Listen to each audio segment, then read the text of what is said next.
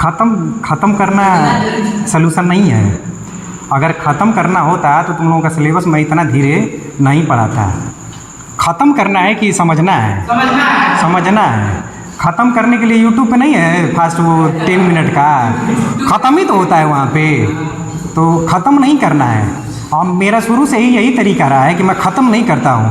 जब तक वो समस्या ख़त्म नहीं हो जाती तब तक मैं आगे नहीं बढ़ता हूँ। समस्या ख़त्म करनी है, ये नहीं कि वो चैप्टर ही ख़त्म कर देना, नहीं। ऐसे ही अंकुर एक बार कहाँ गया एक डॉक्टर के पास। डॉक्टर पूछा, तो अंकुर गया डॉक्टर के पास और डॉक्टर पूछा कि क्या समस्या है। तो बताया कि डॉक्टर साहब मेरे लीवर में दर्द हो रहा है। तो लीवर में दर्द हो रहा है तो डॉक्टर बोले कि शराब पीते हो ना? बोले कि शराब पीते हो? तो कह रहा है कि हाँ छोटा पैक बनाइएगा। छोटा छोटा पैक बनाइएगा ताकि दोबारा हम क्या कर सकें, पी सकें। हाँ? तो यही अंकुर है।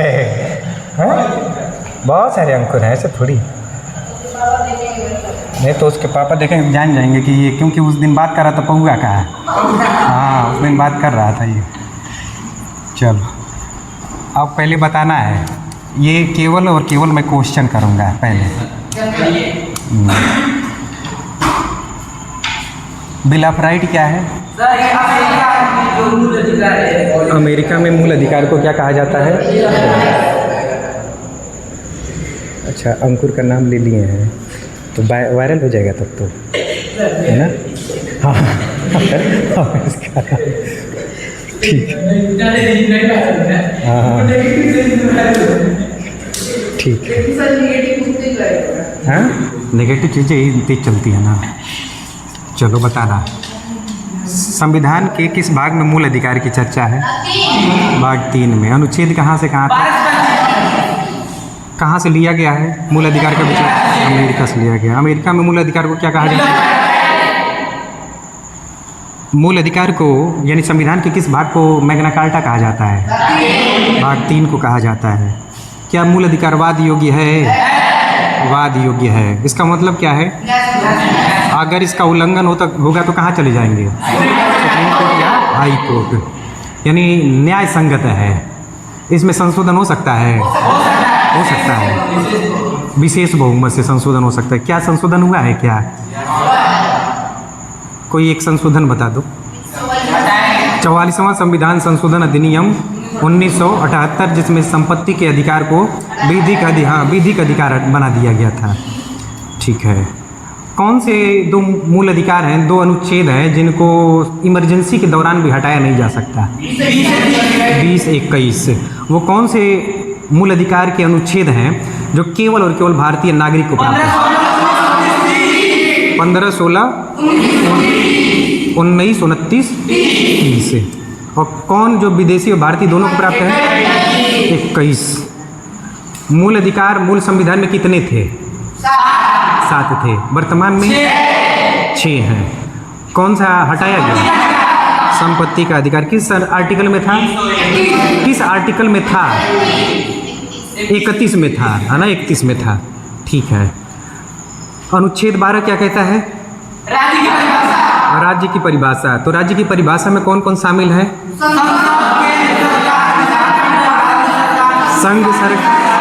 संघ सरकार शामिल है और संसद शामिल है। विधानमंडल शामिल है और राज्य सरकार शामिल है। और स्थानीय सरकार जैसे पंचायती राज और नगर पालिकाएँ ये शामिल है। और सरकार की शक्ति का कोई प्रयोग करने वाला व्यक्ति या संस्था ये भी शामिल है। किसमें? राज्य में।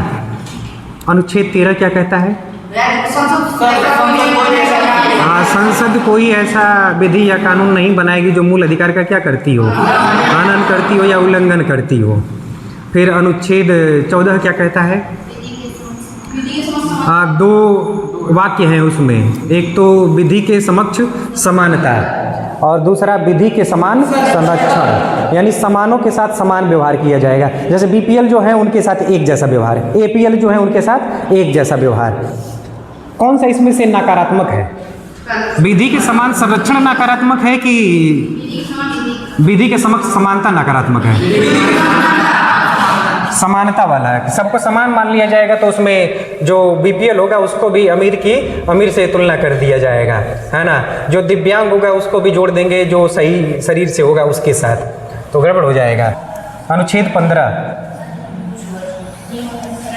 में भूल गया, इतने दिन, कितना दिन हुआ है? भेदभाव नहीं करेंगे। कहाँ कहाँ? घर में, परिवार में, दुकान वकान, खेत खलिहान, कहाँ पे? हाँ, किसी भी नागरिक को उसके मूल वंश, उसके धर्म, मूल वंश, जाति, लिंग या जन्म स्थान के आधार पर भेदभाव नहीं किया जाएगा, कुछ अपवाद को छोड़कर, है ना। तो कहाँ पे भेदभाव नहीं होगा? जो सार्वजनिक स्थान है वहाँ पे भेदभाव नहीं किया जाएगा। अनुच्छेद 16 क्या कहता है? अवसर की समानता। अब अवसर की समानता में सबको समान अवसर दिया जाएगा। क्या इसके भी कुछ अपवाद हैं? क्या अपवाद है? निवास को आधार बनाकर हम भेदभाव कर सकते हैं, लेकिन ये भेदभाव कैसा होगा? सकारात्मक या नकारात्मक? ये भेदभाव जो होगा वो सकारात्मक होगा, क्योंकि जब भी गरीब के पक्ष में या जो दुर्बल वर्ग है उसके पक्ष में जब भी किया जाएगा भेदभाव ना, तो वो कैसा होगा? सकारात्मक। उनके पक्ष में जब किया जाएगा तब। ये वाला हो गया। एक आरक्षण के लिए आयोग भारत में आया था, गठन किया गया था, यानी कि पिछड़ा वर्ग के लिए।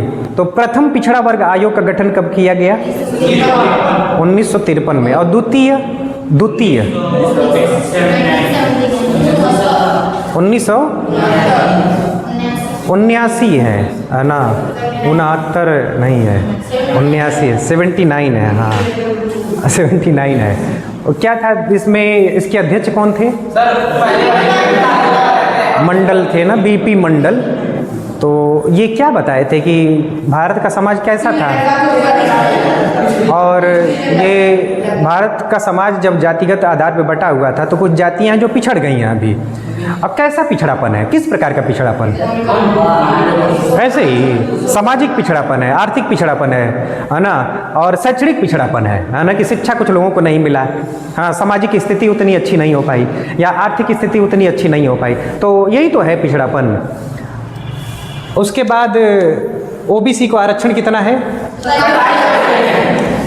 तो आरक्षण की व्यवस्था जनरल को कितना? नहीं आरक्षण है ना, लेकिन जनरल में ही एक कैटेगरी बनाई गई, EWS। फुल फॉर्म क्या है? Full form economically weaker section. और इसको कितने % आरक्षण दिया? 10%। यानी जितना पोस्ट आएगा IAS का, PCS का या सरकारी नौकरी का, उसमें से 10% किसको मिलेगा? EWS को। OBC को कितना आरक्षण है? 27% है। और SC को 15% है, और ST को 7.5% है, 7.5 है। स्टार्टिंग में आरक्षण कहाँ तक सीमित था? ये 2 पे था। बाद में राजनीतिक लाभ लेने के लिए, उपचुनाव और वोट बैंक के लिए कुछ कैटेगरी बनाई गई। भले ही ये राजनीतिक लाभ लेने के लिए था, लेकिन देखा जाए तो कहीं ना कहीं समाज के हित में था। चलो, लेकिन समस्या ये है कि जो लाभ लेने योग्य है वो लाभ इसका नहीं उठा पाता है, मलाई कोई और खाता है ना, मलाई कोई और खाता है।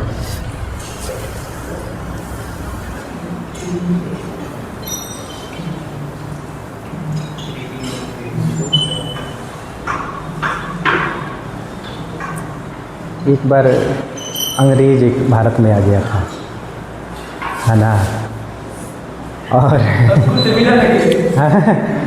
और वो अंग्रेज भारत में आया तो एक दुकान पे पहुंचा, तो वो दही वही सजा के रखा था, है ना।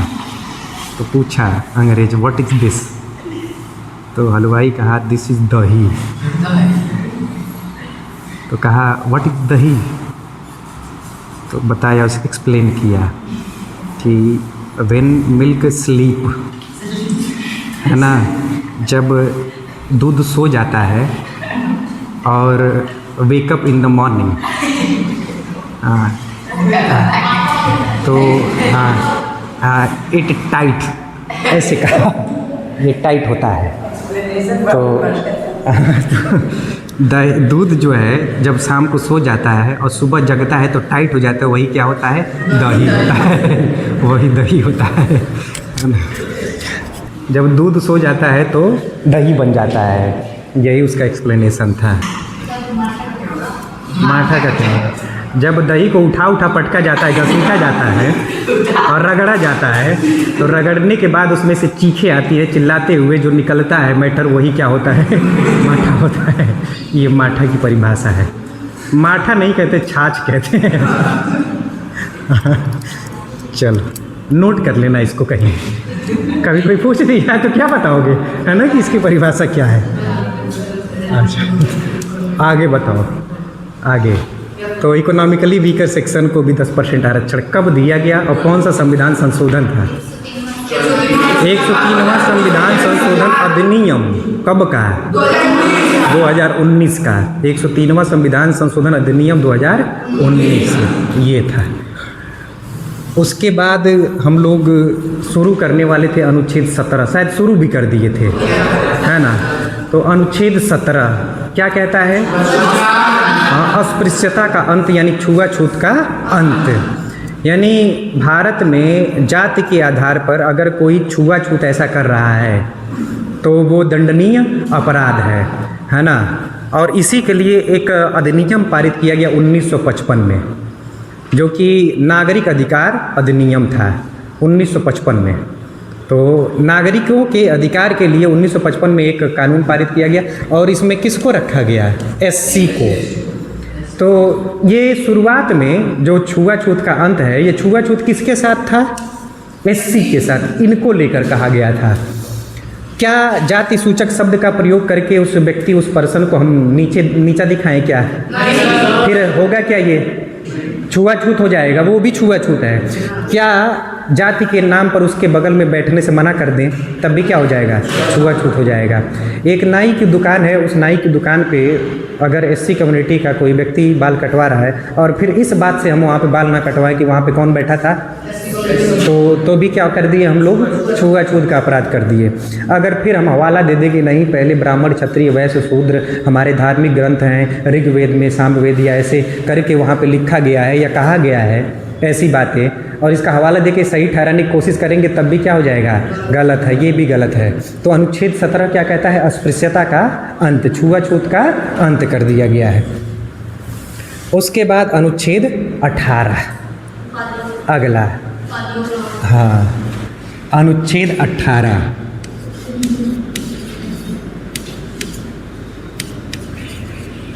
अनुच्छेद 18 ये क्या कहता है? उपाधियों का अंत। टाइटल कहा जाता है, कोई टाइटल दिया गया है, अभी देखते हैं क्या। उपाधियों का अंत, एवोल्यूशन ऑफ टाइटल, उपाधियों का अंत। तो कैसी उपाधि? जैसे टाइटल कैसा दिया जाए? तो टाइटल का मतलब है कि जैसे समाज में हम एक पर्सन को कहें कि ये राजाधिराज, महाराज या राय बहादुर, या कह दे नाइटहुड, क्योंकि पहले अंग्रेज जब टाइटल देते थे तो कहते थे कि गांधी जी क्या हैं? नाइटहुड हैं। रविंद्रनाथ टैगोर को भी एक टाइटल मिला था, क्या? नाइटहुड का। तो टाइटल अगर मिलता है तो हम एक तरफ कह रहे हैं कि समानता की बात, और दूसरी तरफ टाइटल देके उसे क्या बना दे रहे हैं? विशेष बना दे रहे हैं। बना रहे हैं कि नहीं? जब हम ऐसे राय बहादुर या इस तरीके का टाइटल हम दे रहे हैं, नाइटहुड का टाइटल दे रहे हैं, तो उससे ये पता चल रहा है कि ये समाज में थोड़ा सा अलग है। हाँ, सम्मान अलग चीज़ हो जाता है, उपाधि अलग चीज़ हो जाती है। सम्मान में जैसे सम्मान अलग चीज़ है, उपाधि अलग चीज़ है, तो किसी को भी टाइटल नहीं दिया जाएगा और टाइटल का भी क्या कर दिया गया है? अंत कर दिया गया है। क्योंकि इससे क्या होगा? समानता फैलेगी या असमानता? असमानता आ जाएगी। हम एक तरफ समानता की बात कर रहे हैं कि विधि के समझ सभी लोग क्या होंगे, समान होंगे, और उनके धर्म, मूल, वंश, जाति के आधार पर कोई भेदभाव नहीं किया जाएगा। और फिर आप एक तरफ कह रहे हैं कि हम उपाधि देंगे, तो आप विशेष उसे दिखा रहे हैं ना, तो इसका भी अंत कर दिया गया। लेकिन लेकिन लेकिन इसके भी दो अपवाद हैं। दो जगह जो है उपाधि दी जा सकती है, एक शिक्षा में और एक सेना में। यहाँ पे उपाधि दी जा सकती है। जैसे पीएचडी क्या है ना, डॉक्टर की उपाधि होती है ना वो। तो डॉक्टर जैसे पीएचडी हम करते हैं तो हमारे सामने क्या लग जाता है, डॉक्टर। मैं पीएचडी कर लिया तो मैं भी क्या हो जाऊंगा, डॉक्टर है। मैं दांत का, आँख का, नाक का डॉक्टर नहीं बनूंगा, लेकिन मैं उस सब्जेक्ट का डॉक्टर हो चुका हूँ, मतलब उसमें हमारी समझ बहुत अच्छी हो चुकी है, तो डॉक्टर लिखा जाएगा। तो ये पीएचडी जो है ना, ये उपाधि ही है। तो ऐसी डिग्री शिक्षा में दी जा सकती है। सेना में भी बहुत उपाधि है, जैसे परमवीर चक्र, ये सम्मान भी है और ऐसी उपाधियां भी हैं। तो उपाधि सेना में दी जा सकती है, और कहाँ दी जा सकती है, शिक्षा में दी जा सकती है। तो अगर पूछा जाए कि अनुच्छेद 18 का अपवाद बताइए, तो कौन सा जो अपवाद, तो शिक्षा है और सेना है, यहाँ पे उपाधि दी जा सकती है ना, अनुच्छेद 18। और कोई भी व्यक्ति भारत में जो सरकारी पद पे बैठा है, अगर कोई विदेशी देश जो है, अगर उस व्यक्ति को भारत में उपाधि दे, तो उपाधि ले सकता है कि इसको कहीं से अनुमति लेनी पड़ेगी? अनुमति राष्ट्रपति की, है ना। राष्ट्रपति अगर अनुमति दे रहे हैं, तब वो व्यक्ति जो है या संस्था जो है उपाधि ले सकती है। नहीं तो बिना राष्ट्रपति की अनुमति की कोई भी उपाधि नहीं ले सकता, क्योंकि हमारे देश में अनुच्छेद 18 क्या कहता है, उपाधियों का अंत कहता है। ये चीज़ 18 क्लियर है ना? बता देते हैं एक बार अभी। तो यही अनुच्छेद 18 क्या कहता है, उपाधियों का अंत।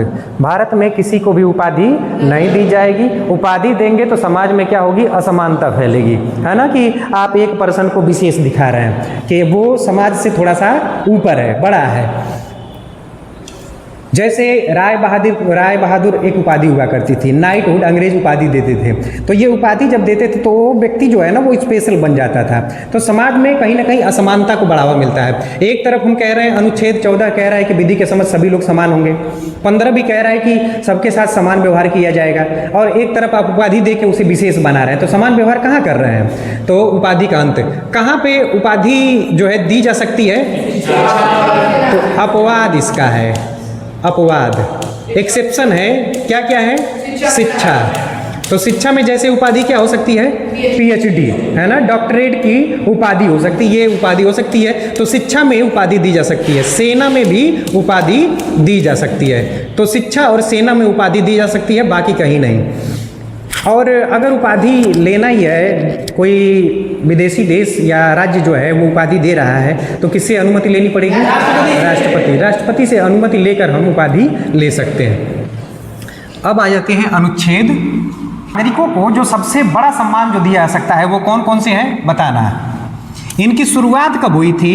तो 1954 में। याद कर लेना है, क्वेश्चन पूछा जाता है। तो सबसे बड़ा नागरिक सम्मान कौन सा है? भारत रत्न। भारत रत्न। दूसरा कौन सा है? पद्म विभूषण। विभूषण। तीसरा पद्म भूषण। पद्म भूषण। और चौथा कौन सा है? पद्मश्री है। ये क्रोनोलॉजी याद रखना है, इसी सीक्वेंस में पद्मश्री। असेंबली में मैं कई बार बताया हूँ, है ना, कि भारत में जो सर्वोच्च नागरिक सम्मान है वो कौन सा है? भारत रत्न है। अच्छा, इन सम्मान की शुरुआत कब हो रही है? ये अवार्ड की शुरुआत 1954 में। एक सरकार आती है 1978 में, मोरारजी देसाई की सरकार, गैर कांग्रेसी सरकार, इसको बंद कर देती है। तो पूछा जाता है कि किस समय ये भारत रत्न और पद्मश्री और ये जो नागरिक सम्मान है इसको बंद कर दिया गया था? तो डेट याद रखना है, कब? 1978 में बंद किया गया था। किसकी सरकार थी? मोरारजी देसाई की सरकार, गैर कांग्रेसी सरकार, यही प्रधानमंत्री थे मोरारजी देसाई। तो मोरारजी देसाई जो थे उस समय प्रधानमंत्री हुआ करते थे। फिर 1980 में सरकार बदलती है और इस समय इंदिरा गांधी आती है, दोबारा इस चीज़ को क्या कर देती हैं, शुरू कर देती हैं। तो डेट याद रखना है कि कब बंद कर दिया गया था फिर कब शुरू किया गया था, है ना। कई बार क्वेश्चन पूछा गया है। ये सभी सम्मान है, सुप्रीम कोर्ट ने कहा कि ये सभी सम्मान है, उपाधि नहीं है, तो ये दिया जा सकता है, इसको हम अवार्ड कहेंगे ना कि टाइटल, है ना। तो बस ऐसे ही याद कर लेना है कि ये अवार्ड है ना कि ये टाइटल है, टाइटल नहीं है, उपाधि नहीं है, ये अवार्ड है, सम्मान में ये दिया जाता है। हो गया, आगे बढ़े, चलो अब अनुच्छेद 19 पे आते हैं।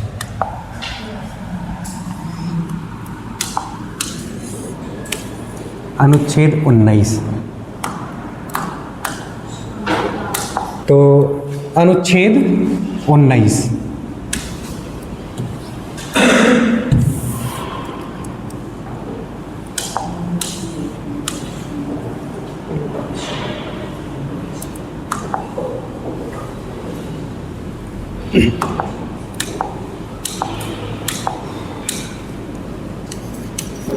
कौन सा अनुच्छेद पढ़ना है? 19।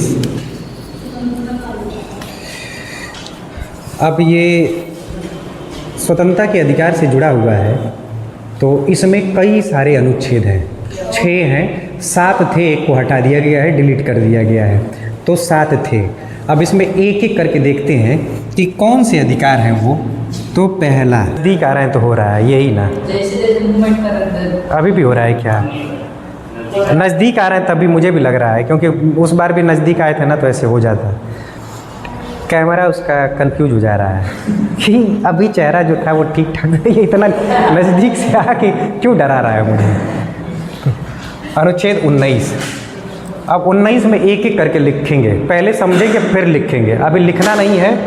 पहला, तो अनुच्छेद 19 खंड 1 उपखंड ए या क। पहला, अनुच्छेद 19 खंड 1 उपखंड ए या क, ऐसे ही लिखा जाएगा। ये अनुच्छेद है, ये क्लॉज है और ये इसका सब क्लॉज है, पढ़े थे ना हम लोग। इसमें क्या कहा गया है?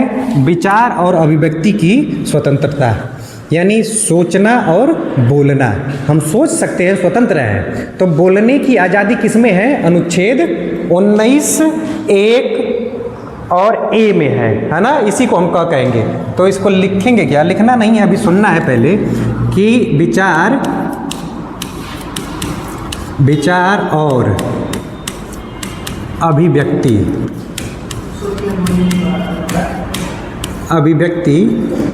की स्वतंत्रता। विचार का मतलब आइडिया और अभिव्यक्ति का मतलब एक्सप्रेस करना, है ना। तो एक्सप्रेस करना, तो freedom of speech and expression यही है, तो यही बोलने की आज़ादी देता है। तो अनुच्छेद 19, और इसी अनुच्छेद को एक बार पढ़ा था कौन? अंकुर,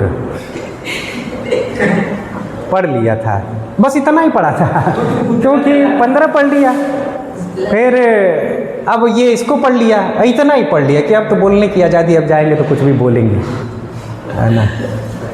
बोलने की आज़ादी है, कुछ भी बोलेगा क्या इसमें? कुछ भी बोलने की आज़ादी है क्या? नहीं, है ना। इस पर भी क्या है? सीमाएं लगाई गई हैं। तो विचार और व्यक्ति की आज़ादी, और इसी के तहत मीडिया वालों को क्या मिला है? आज़ादी। इसी अनुच्छेद के तहत मीडिया को किसके तहत आज़ादी मिली है? अनुच्छेद 19 खंड 1 उपखंड ए के तहत, और इसी के तहत मीडिया को बोलने की आज़ादी है, बोलने की आज़ादी। और इसी के तहत जो है हमें सूचना का अधिकार प्राप्त है, सूचना का अधिकार। हम सरकार से सरकारी काम के बारे में सूचना ले सकते हैं, इसका अधिकार हमें है। किस अनुच्छेद के तहत? अनुच्छेद 19 एक और ये का क्या पढ़ेंगे इसको? अनुच्छेद 19 खंड एक उपखंड ए या क, इसी के तहत झंडा फहराने का अधिकार है ना। घर पे झंडा फहरा सकते हैं, झंडा फहरा सकते हैं, झंडा। तो ये याद रखना है। सबसे ज़्यादा बार क्वेश्चन जो पूछा गया है ना वो इस मीडिया के बारे में कि प्रेस को किस अनुच्छेद के तहत आज़ादी है, प्रेस या मीडिया। तो प्रेस या मीडिया को किस अनुच्छेद के तहत आज़ादी है बोलने की? अनुच्छेद 19 खंड एक उपखंड का। ऐसे ही बोलो मेरे साथ, क्या इसको बोलें? अनुच्छेद 19 खंड एक उपखंड का क्या कहता है ये? विचार और अभिव्यक्ति की स्वतंत्रता, यानी बोलने की आज़ादी। इसी बोलने की आज़ादी के तहत किसको आज़ादी मिली है?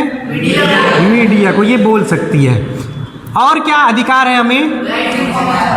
सूचना का अधिकार है। झंडा फहराने का अधिकार भी इसी के तहत है। घर पे हम झंडा फहरा सकते हैं। झंडा के लिए कुछ नियम है ना।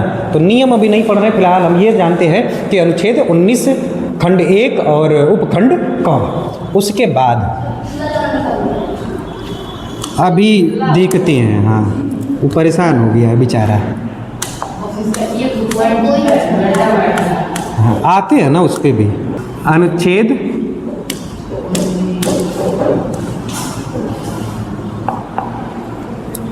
बताना। अनुच्छेद 19 खंड एक उपखंड बी या इसी को ख कह देंगे। ठीक है। हाँ, तो ये क्या है कि घूमने की स्वतंत्रता नहीं है। ये गड़बड़ कर दे रहा है। हाँ, गड़बड़ कर दिया। अब सभा करने का अधिकार। हाँ, शांतिपूर्ण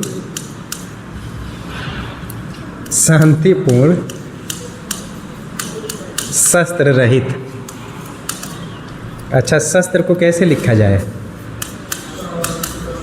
शस्त्र रहित। और सहित कह दे तो हथियार के साथ, है ना। शांतिपूर्ण शस्त्र रहित सम्मेलन। सर यही तो इसी का यूज की थी सीजेपी। हाँ, सम्मेलन की आज़ादी और आज़ादी या स्वतंत्रता। और इसी अनुच्छेद का प्रयोग कर रही थी कौन? सीजेपी। कि शांतिपूर्वक आप सम्मेलन कर सकते हैं, शांतिपूर्वक, शस्त्र रहित, हथियार के साथ नहीं कि आप तोप गोला लेकर बैठे हैं और कह रहे हैं कि सरकार अगर मांग नहीं मानी तो फिर तो हम इसको चलाएंगे। तो शांतिपूर्ण शस्त्र रहित सम्मेलन की आज़ादी कौन सा अनुच्छेद देता है? संविधान का अनुच्छेद 19 खंड ए उपखंड बी, है ना, ये अनुच्छेद देता है। अगला, अच्छा लिखना भी है ना, बोलते हैं। हाँ, यहीं से लिख लेना है। बोले, मैं बोल भी रहा हूँ। एनर्जी नहीं बची है क्या? फिर इतना सुस्त क्यों हो? कम से कम वो तो कुछ बोल ही रहा है ना। गलत तो बोल रहा है पर बोल तो रहा है। मेरा हाँ, मेरी मेमोरी ये हैक कर दिया है रह के। हाँ, चलो,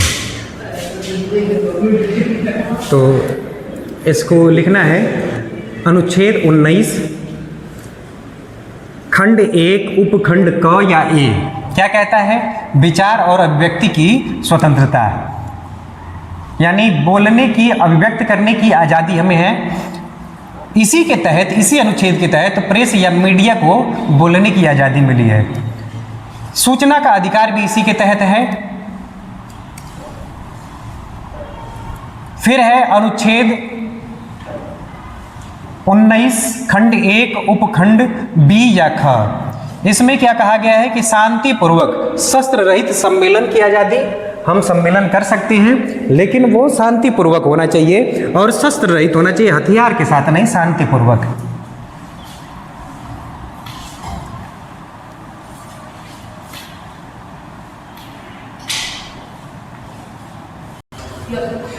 तो पुलिस को ये अधिकार है ना कि हमें भी अधिकार है क्या?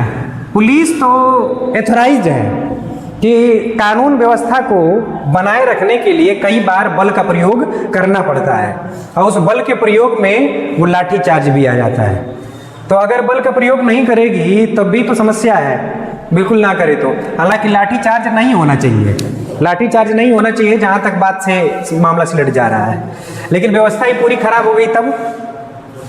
अब बिहार में वो जो बैरियर वैरियर लेकर भाग रहे थे सब हैं, तो ऐसे में क्या होगा, है ना। वहाँ पे गलती से एक चीता प्रकट हो गया था, चीता, उसको दौड़ा के पकड़ लिए सब, थाना बिहार में पकड़ लिए सब, और 2-3 देसी ठर्रा पिला दिए सब उसको, 2-3 बोतल उसको पिला दिए सब। अब वो झूम रहा है एकदम, सेल्फी ले रहा है सब, हाँ, और उसको एकदम अब सेल्फी ले रहा है सब। देखो क्रांतिकारी आइडिया कहाँ से आता है, बिहार से आता है ना। सोचो कि इधर शेर के नाम पे, है ना, तकलीफ होती, वो उसको इतना दौड़ाए कि थक गया, इतना दौड़ाए, और थकने के बाद जब थक गया तो उसको पकड़ लिए। अब पकड़ के एक आध बोतल, है ना, एक आध बोतल उसको दे दिए कि ठीक है एंजॉय कर ले तू भी, और फिर उसके साथ सेल्फी ले रहे हैं इधर से ऐसे कर करके, है ना, पोज दे देकर। तो ऐसे भी लोग हैं। वो भी सोच रहा होगा कि गलती से कहाँ पहुँच गए हैं। उसके जीवन का सबसे खराब समय रहा होगा कि वो कहाँ पहुँच गया होगा। हाँ, रहा होगा लेकिन पाला नहीं पड़ा होगा ना, जंगल में भी मंडरा रहा था। अनुच्छेद, अगला अनुच्छेद 19 खंड 1 उपखंड सी या ग, ये क्या कहता है? इसमें लिखा गया है कि संगठन बनाने का अधिकार है, संगठन बनाने। तो अनुच्छेद 19 खंड 1 उपखंड सी या ग क्या कहता है? संगठन बनाने का अधिकार, बनाने का अधिकार। और इसी के तहत सहकारी समिति भी बना सकते हैं। तो ये अनुच्छेद 19 खंड 1 उपखंड सी, ये 3 हो गया ना। चौथा अनुच्छेद 19 खंड 1 उपखंड डी या इसी को घ, ये क्या कहता है? ये कहता है भारत में भ्रमण करने का अधिकार। भारत में किसी भी क्षेत्र में हम क्या कर सकते हैं? घूम सकते हैं, कुछ अपवाद को छोड़कर। तो भारत में भ्रमण करने का अधिकार, भारत में भ्रमण यानी घूमने, भ्रमण का अधिकार, का अधिकार। ये तो भारत क्षेत्र में हम भ्रमण कर सकते हैं, घूम सकते हैं। घूमेंगे तो थकेंगे भी, तो कहीं निवास भी करेंगे। तो अगर वो याद करने के लिए मैं कह रहा हूँ कि अगर घूमे हैं तो थक गए, तो अब क्या करेंगे? रुकेंगे, कहीं ठहरेंगे, निवास करेंगे। तो अगला अनुच्छेद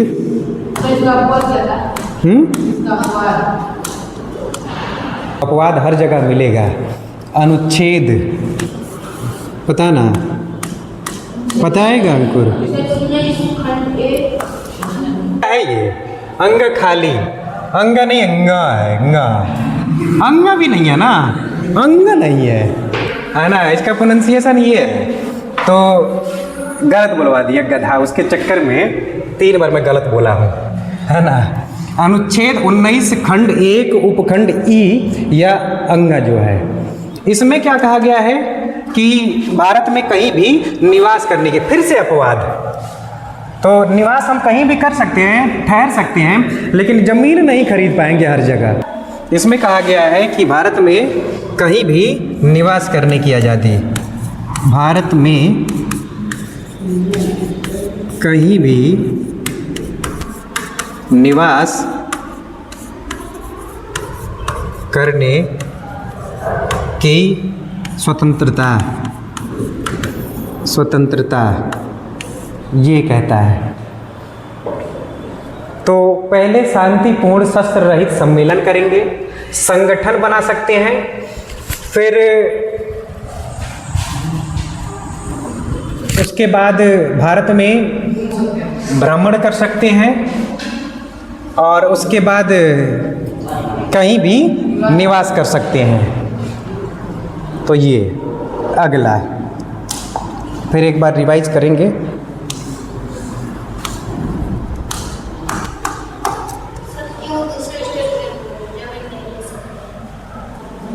वहाँ का कल्चर बचाने के लिए। हाँ, वहाँ की संस्कृति, वहाँ के लोगों को बचाने के लिए।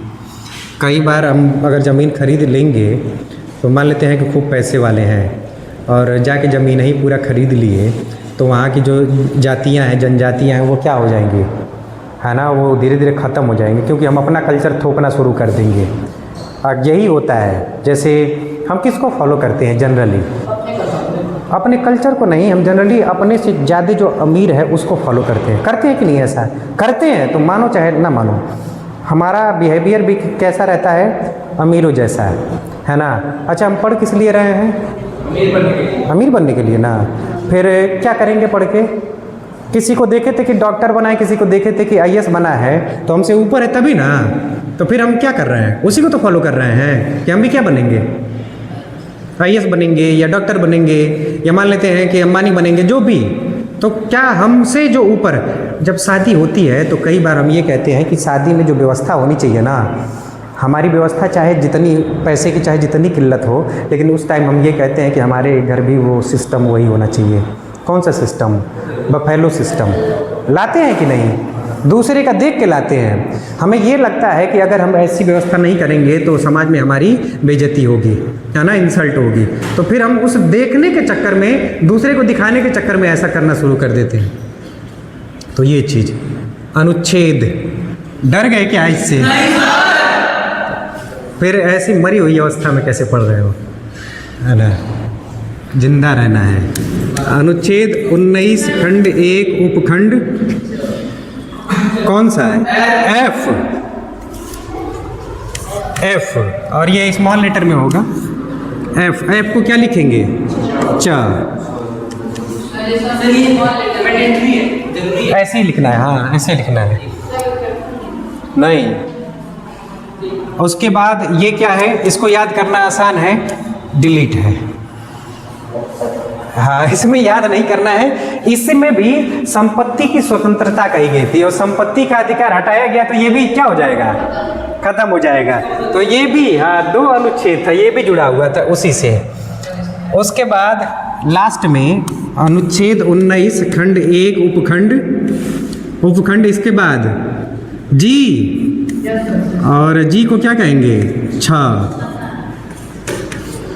ये क्या कहता है कि कोई भी व्यवसाय करने की आज़ादी है ना। कोई व्यवसाय हम कर सकते हैं अपनी जीविका चलाने के लिए। तो क्या व्यवसाय में किडनी निकाल के बेचे क्या? ऐसा कर सकते हैं? नहीं कर सकते हैं। व्यवसाय वही होगा जो किसी के मूल अधिकार का हनन नहीं करता। तो इसमें कोई भी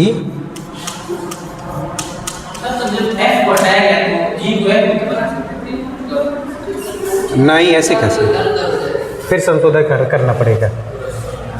कोई भी गड़बड़ कर दिए ना, क्या? व्यवसाय करने की आज़ादी, व्यवसाय करने की आज़ादी। हाँ, भारत में कहीं भी कोई व्यवसाय कर सकते हैं। इसकी आज़ादी कौन देता है? अनुच्छेद 19 खंड 1 उपखंड जी या छ। हो गया। अब एक बार रिवाइज करते हैं। बहुत बड़ा अनुच्छेद ये भी था, तो कहाँ से शुरू किए हैं? इसके बाद 20 है ना, इसके बाद 20 पढ़ लेते हैं, फिर MCQ शुरू करेंगे। तो अनुच्छेद 18 क्या कहता है? अब सुनो, इधर देखो। अनुच्छेद 18 क्या कहता है? उपाधियों का, यानी किसी को उपाधि नहीं दी जाएगी। अगर उपाधि दिया जाएगा तो समाज में क्या होगी, असमानता फैलेगी, फिर उसे विशेष अधिकार मिल गया। इसका मतलब है एक तरफ समानता की बात कर रहे हैं, दूसरी तरफ असमानता फैला रहे हैं, तो ये गलत हो जाएगा। तो किसी को उपाधि नहीं दी जाएगी। उपाधि के लिए 2 अपवाद है। शिक्षा के क्षेत्र में उपाधि दी जा सकती है और सेना के क्षेत्र में। भारत में जो सर्वोच्च सम्मान है, नागरिक सम्मान, मिलिट्री नहीं, नागरिक सम्मान, वो कब शुरू हुआ था? 1954 में। सबसे बड़ा सम्मान कौन सा है? दूसरे नंबर पे पद्म भूषण, पहले नंबर पे भारत रत्न, दूसरे पे पद्म विभूषण और तीसरे पे पद्म भूषण और चौथे पे पद्मश्री। क्या इसे कभी रोका भी गया था क्या? कब बंद कर दिया गया था? 1978 में। फिर दोबारा शुरू कर दिया गया कब? 1980 में। ठीक है। उसके बाद अनुच्छेद 19 स्वतंत्रता का अनुच्छेद 19 खंड 1 उपखंड क या ए, इसमें क्या कहा गया है? विचार और अभिव्यक्ति की आज़ादी। अब विचार और अभिव्यक्ति की स्वतंत्रता जो है, इसी के तहत मीडिया वालों को, प्रेस वालों को क्या है? आज़ादी है, बोलने की आज़ादी है। सूचना का अधिकार किस अनुच्छेद के तहत प्राप्त है?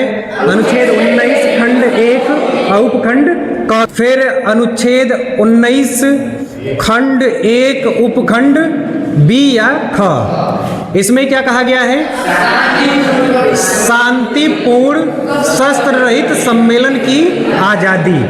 यानी हम अगर सभा कर रहे हैं, सरकार की आलोचना भी कर, अच्छा बोलने की आज़ादी में सरकार की आलोचना हम कर सकते हैं, लेकिन वो आलोचना तार्किक होनी चाहिए, गाली वाली नहीं देना है।